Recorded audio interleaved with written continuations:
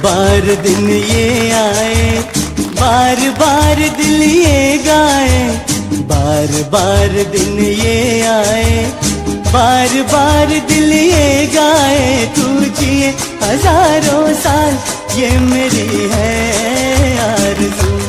Happy birthday to you Rajendra.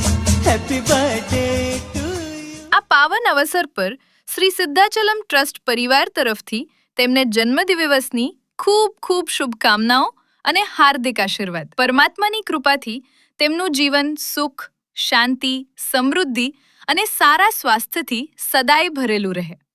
Rajendra.